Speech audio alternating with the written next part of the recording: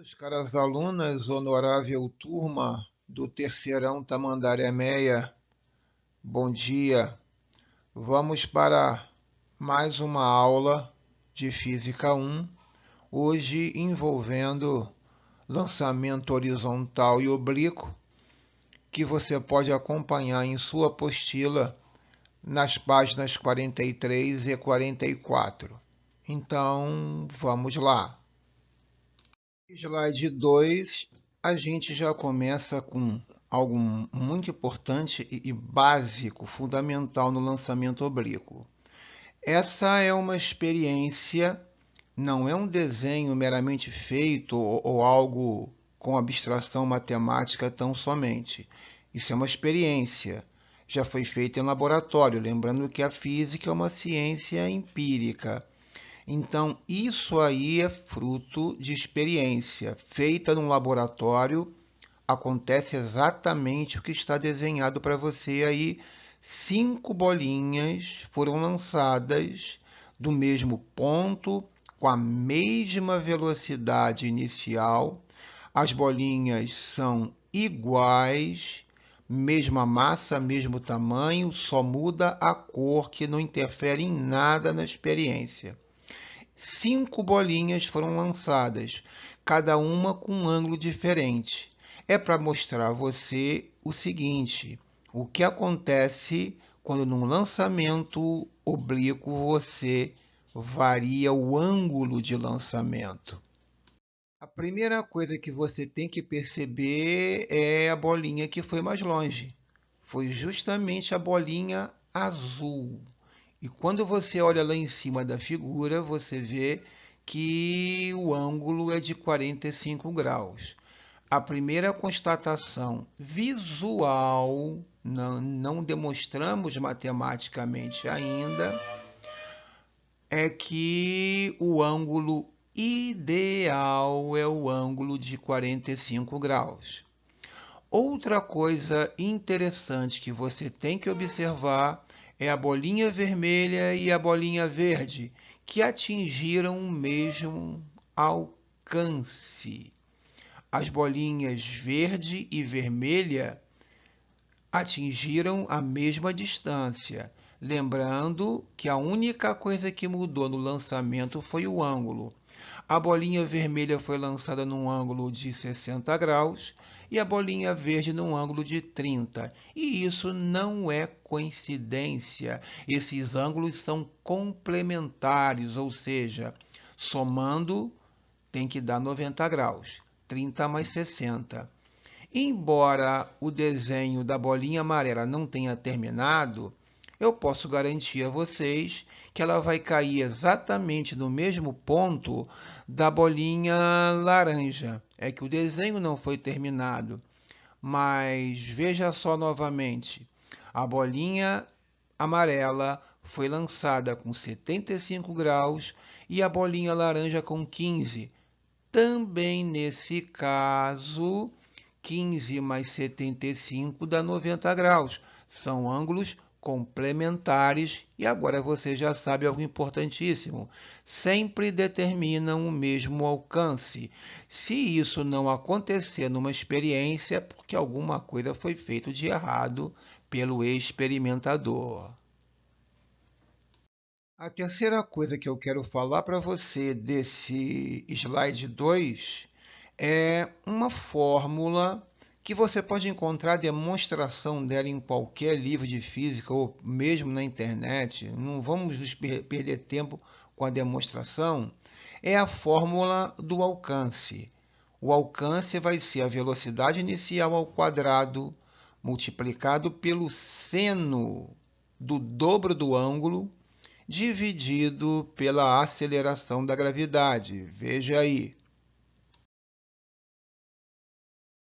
Bem, agora observando a fórmula A igual a V zero ao quadrado, seno de 2α sobre G, aí nós podemos fazer aquela pergunta: quais são as 3 coisas que você deve fazer para jogar um objeto o mais longe possível? Isso já caiu até em prova de vestibular algumas vezes. O que fazer?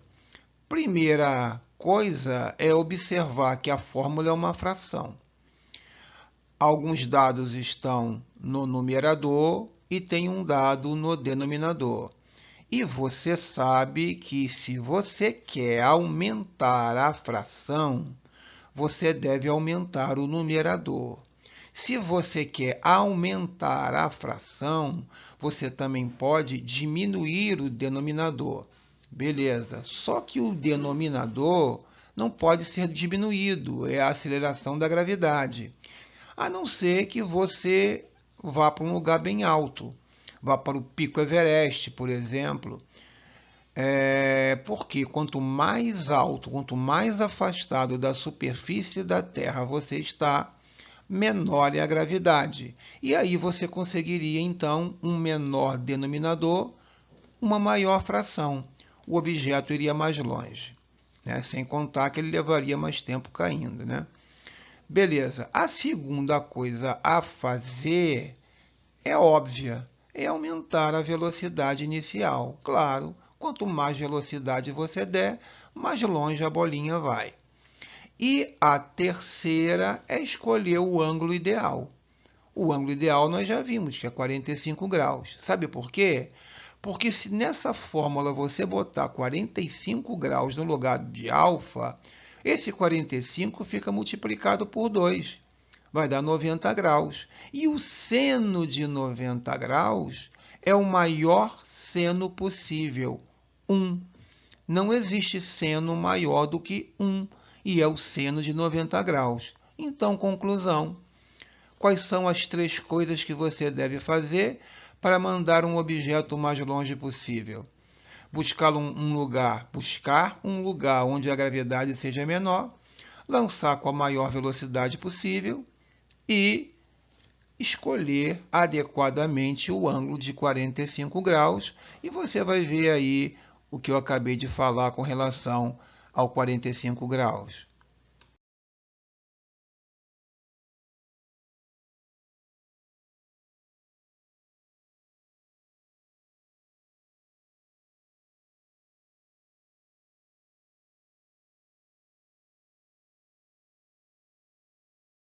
Slide 3, fotografia estroboscópica. Fotografia estroboscópica é o seguinte, imagina que um goleiro bateu o tiro de meta, aí a bolinha descreveu uma parábola, que até está mal desenhado aí, está parecendo ser mais uma meia circunferência, mas tudo bem, o desenho não vai interferir aqui na nossa análise. Então, imagina que o goleiro bateu o tiro de meta e alguém na plateia resolve fotografar rapidamente ou usar uma filmadora, porque uma filmadora é uma máquina fotográfica que bate as fotos muito rapidamente, não é? E aí você pode ver que a pessoa bateu 9 fotografias. Pegou a bolinha, então, a bola, né, de futebol, em 9 posições diferentes. Mas aí, na hora de revelar essas fotos, coisa que ninguém faz mais, porque agora as pessoas simplesmente guardam no HD, mas antigamente a gente mandava para o laboratório para revelar e depois de uma semana ia lá pegar o envelope com cada bola nessa posição numa fotografia diferente. Só que a fotografia estroboscópica é o seguinte, é você pegar as 9 fotografias colocando num único papel. Então ficaria uma fotografia única que teria as 9 fotos batidas. Aí, para que se faz isso? É justamente para você analisar o movimento da bolinha. Você vai ver as posições onde ela estava no momento em que a foto foi batida. E aí você vê que da bolinha 1 para a bolinha 2, ela ainda tinha uma grande velocidade, porque a distância é maior. Veja lá, por exemplo, entre a bolinha 4 e a bolinha 5, a distância já é menor. O que significa o quê? Que à medida em que a bolinha vai subindo, a velocidade vertical vai diminuindo e as fotos vão se aproximando. Aí a pergunta, que já caiu em prova várias vezes também. Qual a velocidade da bolinha 5. Você já tem a resposta lá acima da figura. A velocidade 5 nada mais é que a velocidade x, que não é zero. Lá em cima, em amarelinho, ali embaixo, no texto, você vê que lá em cima a velocidade vertical zerou. Claro, a bolinha estava subindo, parou de subir e agora vai começar a descer, lá no ponto 5, lá no vértice da parábola. Mas eu estou falando do movimento de subida e de descida, do move, do movimento vertical e não do horizontal. Lembra do lançamento horizontal que a velocidade x ela é constante. Esse movimento que você vê aí parabólico de lançamento oblíquo é a soma de dois movimentos, um mu e um move. O movimento horizontal vai com a bola até o fim, é o Vx, horizontal e para a direita. O vertical não, diminui na subida e aumenta na descida. Não esqueça também que esses movimentos são independentes. A aceleração da gravidade é vertical, então ela afeta o movimento vertical. Ela dificulta na subida e ajuda na descida. Com relação à velocidade x, não. A gravidade não interfere em movimentos horizontais. Esses movimentos são independentes pelo princípio da independência dos movimentos de Galileu Galilei. O slide 4 é só para que a gente possa ver a fórmula do alcance, que você já viu no lançamento horizontal. É muito fácil, é multiplicar a velocidade horizontal pelo tempo. Que tempo? O tempo total, desde quando a bolinha saiu até o momento em que ela tocou o chão. Agora, você pode memorizar de três maneiras possíveis. Esse tempo seria o tempo de subida mais o tempo de descida. Você pode escrever que é o tempo total. Também pode escrever que é 2 vezes o tempo de subida ou 2 vezes o tempo de descida. Aí fica a seu critério. Veja aí.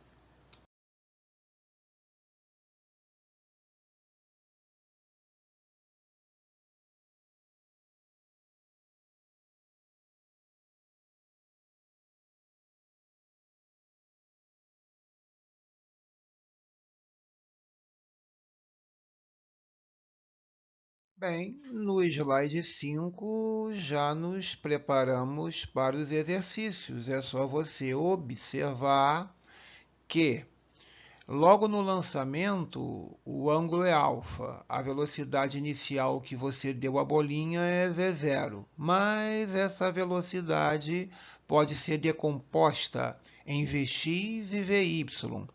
Veja que a velocidade vertical inicial, verde aí no desenho, é v0y. A velocidade verde horizontal, v0x, mas nem precisava colocar esse v0x, porque esse v0 dá a ideia de que é uma inicial e que virão outras depois, mas não. O movimento horizontal ele é uniforme. Então, essa velocidade horizontal é constante e vai com a bolinha até o final. Observe também no desenho a altura máxima, lá no vértice da parábola. E do Hmax, altura máxima, está puxado uma setinha para dizer que na altura máxima a velocidade vertical é zero. A bolinha parou de subir, agora vai começar a descer. Então, para começar a descer, ela tinha um movimento vertical para cima retardado, para e vai ter o movimento para baixo agora acelerado. E a bolinha lá em cima não está parada, o que seria um absurdo. Ela tem velocidade x, que você vai calcular da seguinte maneira. Olha os dois retângulos laranja. Vx sempre será V0 cosseno θ. V0y sempre será V0 seno θ. Aliás, você aprendeu em vetores que para decompor um vetor em dois vetores perpendiculares entre si, basta multiplicá-lo pelo seno e pelo cosseno. V0 seno, V0 cosseno, para achar as duas velocidades independentes. Então, vamos lá. Principalmente a galera do pré-militar, né? Se existe uma coisa que militares estudam muito é lançamento oblíquo. É só você pensar nos manobradores, né, de canhões, por exemplo. Lançamento de míssil, essas coisas. Beleza. Então você tem aí uma bolinha que foi lançada formando um ângulo alfa. Não deu qual é o ângulo, mas o seno e o cosseno já estão prontos, já 0,806. A velocidade inicial é de 10 metros por segundo e a gravidade é menos 10 metros por segundo ao quadrado. Por que menos? Porque é um movimento que tem subida e descida. Então tem que ter um sentido que é o progressivo, outro que é o retrógrado. Normalmente a gente escolhe para baixo, para ser o negativo. Cuidado quando for fazer conta, não esquecer o sinalzinho de menos da aceleração da gravidade. E as perguntas são: letra A velocidade horizontal, letra B, a velocidade vertical de lançamento, letra C, o tempo de subida, letra D, o tempo total, letra E, o alcance, letra F, a altura máxima atingida, letra G, a velocidade de retorno ao chão, e H, que ângulo geraria um alcance maior, 30 ou 60 graus? Você já sabe qual é a resposta, assim como 40 e 50 graus. São complementares, determinariam o mesmo alcance. Então, nos slides posteriores, vamos resolver essas questões. Slide 7 é para resolver a letra A. Qual é a velocidade horizontal? Então, você já tem o V0, você já tem o cosseno de alfa, que é 0,6. Então, está aí a resposta. 6 metros por segundo de velocidade horizontal constante em movimento uniforme até a volta da bolinha ao chão. Na letra B, para calcular a velocidade inicial vertical, agora você multiplica a velocidade pelo seno do ângulo, que é 0,8. 10 vezes 0,8, 8 metros por segundo. Então, veja só, no lançamento vamos ter 6 metros por segundo para a direita, 8 metros por segundo para cima. Não sei se percebeu, mas se você aplicar agora o teorema de Pitágoras, raiz quadrada de 6 ao quadrado mais 8 ao quadrado vai dar exatamente 10 metros por segundo, que foi a velocidade dada, por exemplo, pelo canhão, pelo um lançador qualquer. No slide 9, você tem, então, o seguinte. Olha a pergunta. Calcule o tempo de subida. Subida. Estamos falando do movimento vertical. Estamos falando de um move. Então, a equação mais fácil e rápida, nesse caso, é a equação do move v igual a v0 mais at. No caso aí, eu botei um y, porque é o eixo vertical. E no lugar de botar o A de aceleração, eu botei o G de gravidade, né? Mas isso aí não é importante. Então, verticalmente falando, lá em cima a bolinha para. A velocidade inicial vertical, você já achou que é 8, G é menos 10, então vai dar um tempo de subida de 0,8 segundos. Tá bom? Bem, no slide 10 é uma questão fácil. Ele quer saber o tempo total. E você lembra que em todo move estamos falando no movimento vertical. O tempo de subida é igual ao tempo de queda. então vai ser 1,6. Perdoe aí o cachorro do vizinho. Slide 11 é para calcular o alcance. O alcance diz respeito a uma distância horizontal. Então, você tem que usar somente os dados que você tem na horizontal, que é a velocidade Vx, e vai multiplicar pelo elemento, né, que é o comum nos dois movimentos, que é o tempo, 1,6. Então, o alcance é Vx vezes o tempo total, 9,6 metros. Slide 12 quer saber com que velocidade a bolinha retornará ao chão. Nem precisava fazer conta, né? Você já sabe que a velocidade de saída é igual à de chegada. Isso em condições ideais, desprezando os atritos com o ar, etc. Então, veja lá. Mas, se quiser colocar uma justificativa, você vai dizer que a velocidade horizontal é constante, 6 metros por segundo, vai com a bolinha até o final. E a velocidade de retorno num move, num lançamento vertical, se a bolinha saiu no lançamento com 8 metros por segundo para cima, vai voltar com 8 metros por segundo para baixo. Então, 8 para baixo, 6 para a direita, você aplica o teorema de Pitágoras. Nem precisaria fazer conta, né? Mas se quiser, 6 ao quadrado mais 8 ao quadrado na raiz vai dar raiz de 100, 10 metros por segundo.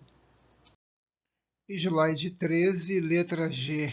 Calcule a altura máxima atingida pelo projétil. Bem, falou em altura máxima, você tem que levar em consideração os dados verticais. Para começar, lembrando que se trata de um move, um movimento vertical. E eu sugiro, nesse caso, a equação de Torricelli. É só você substituir nela todos os dados que você já tem. Então, você esqueceu tudo que for dado numérico horizontal e focou apenas na vertical.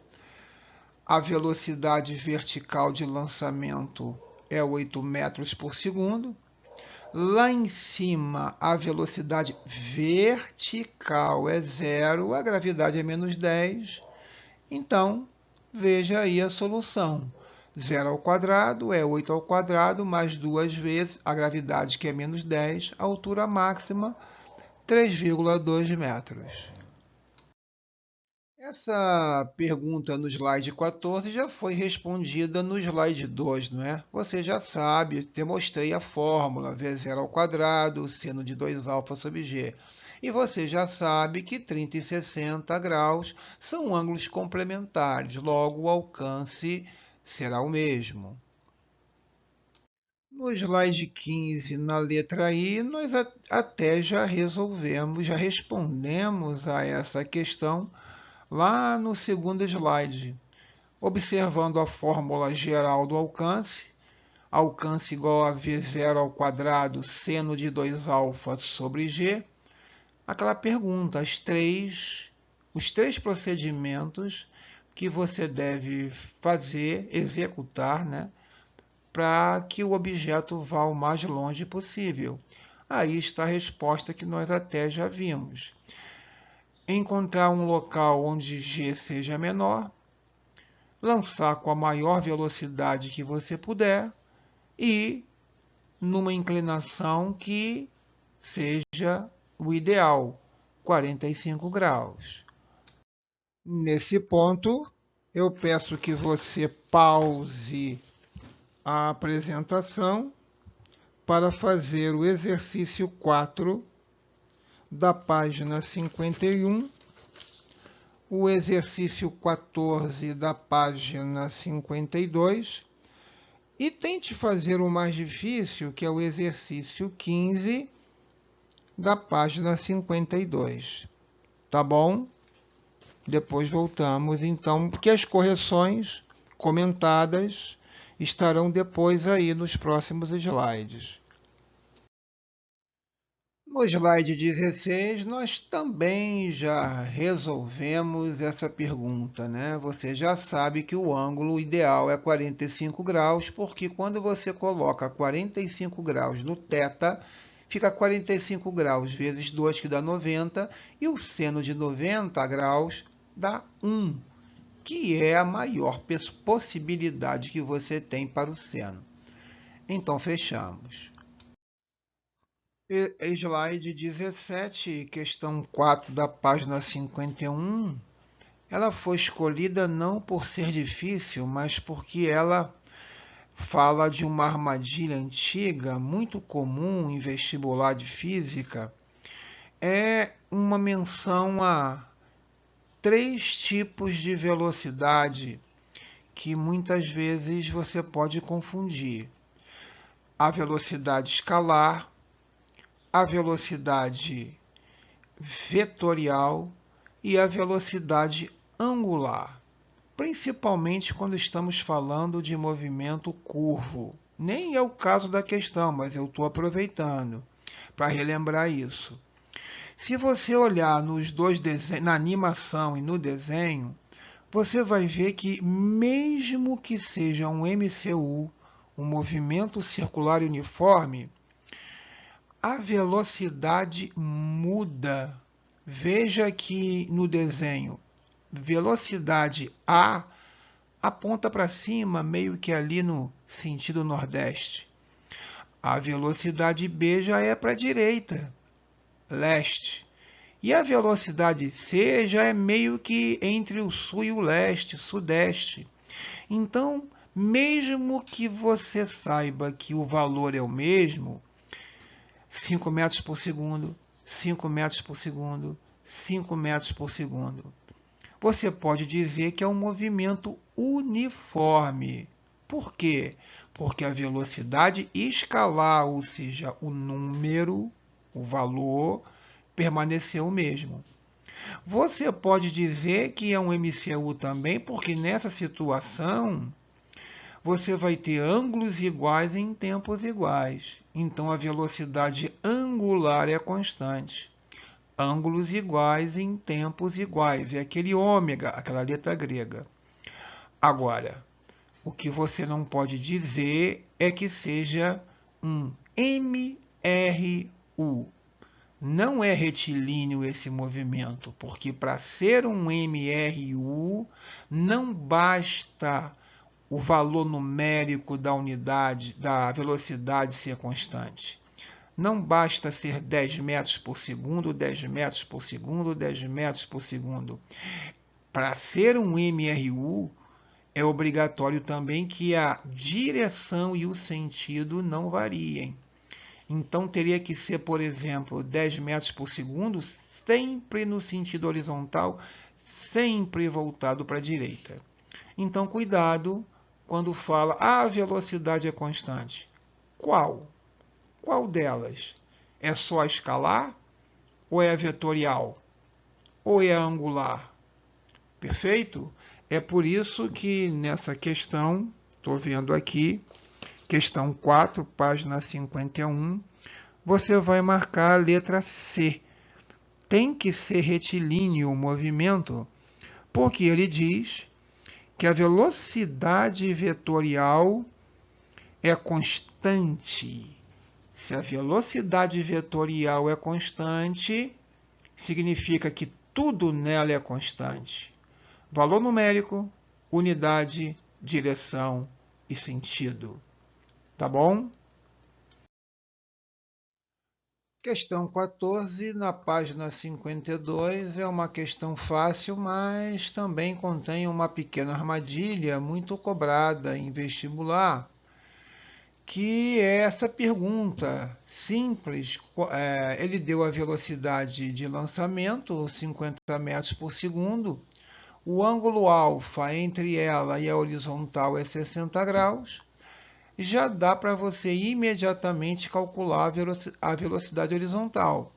Vx é V0 cosseno de 60.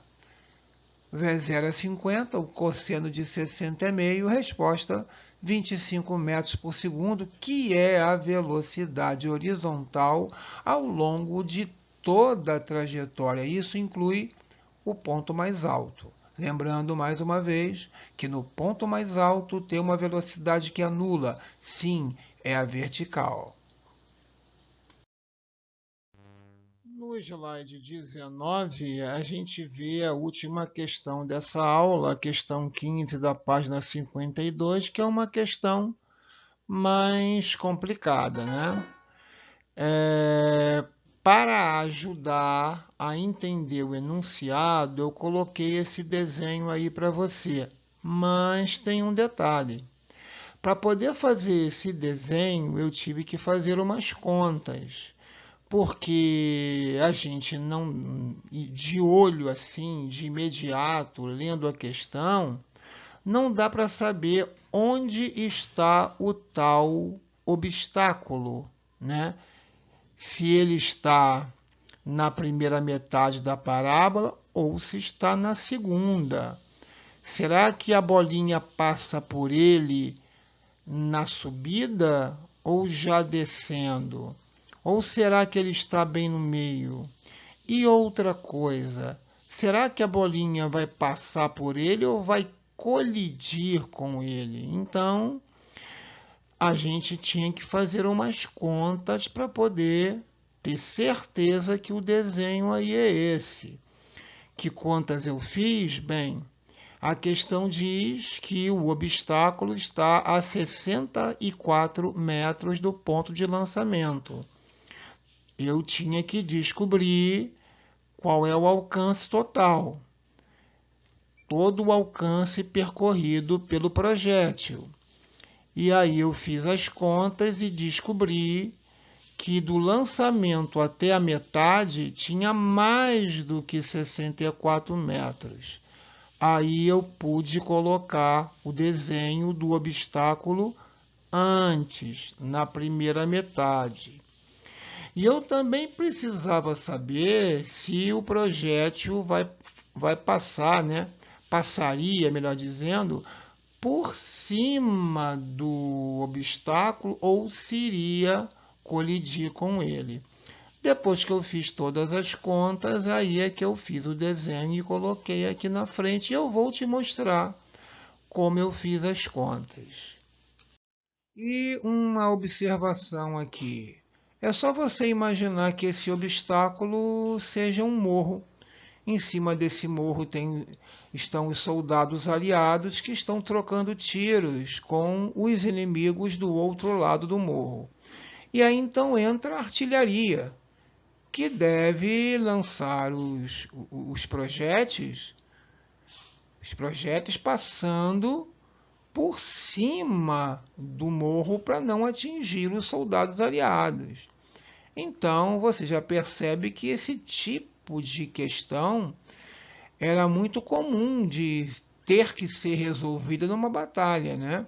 Pelos técnicos, né? Os físicos ou engenheiros. É claro que hoje o sistema está todo informatizado, isso aí é feito quase não, é automático, não é? Mas de qualquer maneira, vamos lá. Bem, a primeira conta que foi feita foi calcular a velocidade horizontal de lançamento, que você já sabe que é multiplicando a velocidade de lançamento pelo cosseno do ângulo. Vx igual a V0 cosseno. 40 vezes o cosseno, que é 0,8, deu 32 metros por segundo. Aí eu joguei na fórmula do deslocamento horizontal, a mesma que eu uso para calcular o alcance. Só que eu não botei alcance, eu botei o 64. 64 é onde está o obstáculo. Com a velocidade que eu acabei de achar, 32, quanto tempo vai levar para o projétil chegar no obstáculo?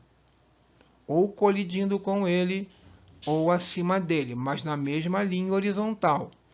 E aí ficou 64 igual a 32 vezes t, t igual a 2 segundos. Veja aí. Bem, então agora a gente já sabe uma coisa. A gente já sabe que o projétil vai chegar no obstáculo em 2 segundos. Quando eu for usar a equação, o tempo a ser usado vai ser o 2 segundos. Beleza? Vamos continuar então. Pois bem, a letra C, o meu terceiro cálculo seria calcular a velocidade vertical de lançamento, que você sabe que é V0 seno do ângulo. Então, a velocidade inicial de lançamento vertical para cima vai ser 40 vezes o seno de 37, que é 0,6. Aí eu encontrei 24 metros por segundo. Então, vamos lá. Com a velocidade de 24 metros por segundo para cima, e com o tempo 2 segundos, eu substituí na equação da altura e sabe o que eu descobri? Que deu 28 metros. Conclusão: após 2 segundos, a bolinha chega no obstáculo, mas felizmente está acima dele, porque o obstáculo tem 20 metros e a altura que a bolinha vai estar ainda subindo é de 28. E 28 é maior do que 20. A bolinha estará então 8 metros acima. É por isso que você vai marcar a letra B de bola. Veja aí o cálculo. Então, eu já tenho a resposta, é a letra B. Mas se eu quisesse fazer o desenho, e tivesse na dúvida de saber se o obstáculo está na primeira metade ou na segunda metade da parábola. Então, eu vou te mostrar o cálculo que poderia ser feito para mostrar isso.